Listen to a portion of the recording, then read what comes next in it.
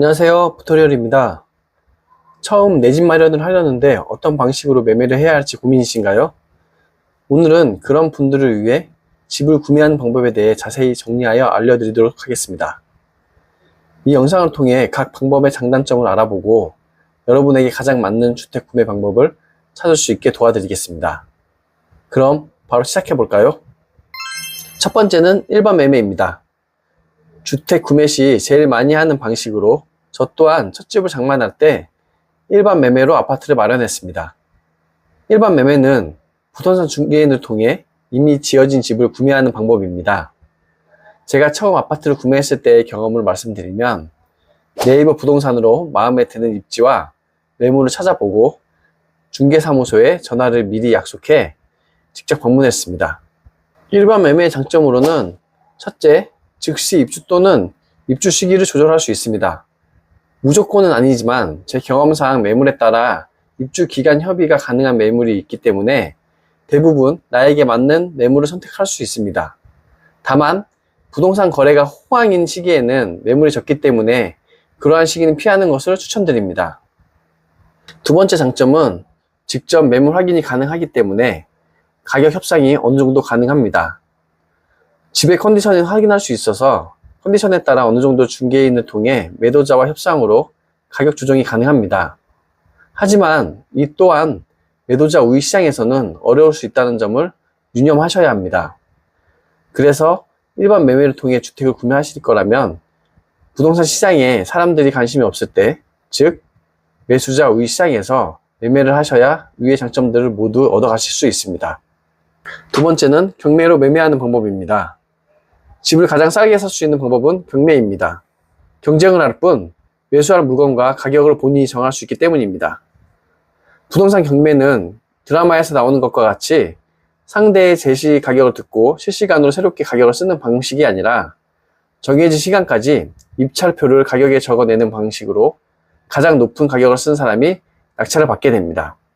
그렇다고 가격을 무조건 높게만 써서 낙찰을 받는 것이 현명한 것은 아닙니다.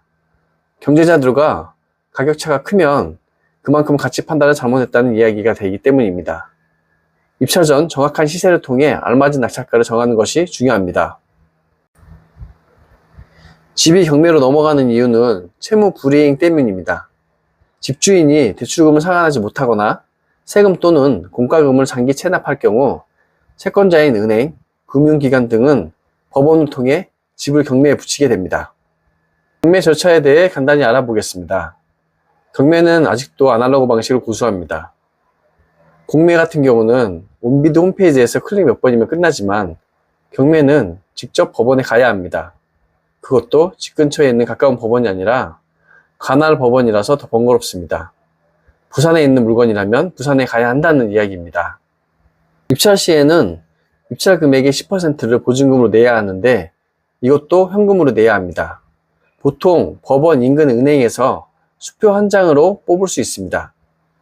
예를 들어 보증금이 1110만 원으로 딱 떨어지지 않아도 은행 창구에 말하면 수표 한 장으로 만들어 끊어주니 그 한 장으로 보증금을 내면 됩니다.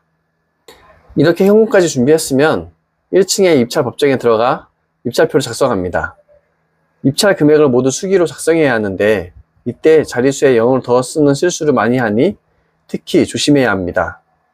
한번 작성되어 떠난 입찰표는 번복이 불가하다는 걸 아셔야 합니다. 만약 낙찰을 받았다면 앞서 낸 보증금은 일종의 계약금으로 쓰입니다. 보통 한 달 안에 장부까지 치러야 하는 일정입니다.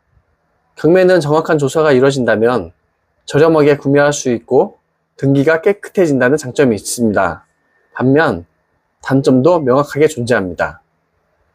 일반 매매와 같이 집 내부를 보기 어려울 수 있기 때문에 그로 인해 인테리어 비용 또는 수리 비용이 추가로 들어갈 수 있기 때문에 이러한 부분을 감안하여 입찰 가격을 선정을 해야 합니다. 또한 명도가 잘 이루어지지 않을 경우 강제 집행으로 인해 추가 비용이 들 뿐만 아니라 시간 낭비와 정신적 스트레스도 받을 수 있습니다. 하지만 이러한 1년의 과정을 겪고 나면 경매 물건의 권리 관계를 잘 분석하게 되어 좋은 투자 기회를 잡을 수 있게 됩니다. 주택을 매매하는 방법 마지막으로 청약입니다.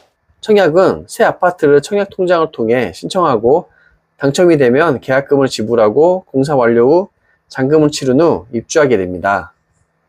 청약의 장점으로는 첫째, 최신 설비와 인프라가 잘 갖춰진 아파트를 분양받아 살 수 있다는 점이 큰 장점입니다. 둘째는 저렴한 가격입니다. 청약을 통해 분양받은 아파트는 주변 시세보다 저렴하게 분양되는 경우가 많습니다. 셋째는 장기적 계획을 세울 수 있습니다. 후분양의 경우 청약 당첨 후 입주까지 시간이 걸리기 때문에 그동안 자금을 준비하거나 이사 계획을 세울 수 있습니다. 오늘은 내 집 마련 방법에 대해 알아보았습니다. 오늘 내용이 마음에 드셨다면 구독, 좋아요 부탁드립니다. 감사합니다.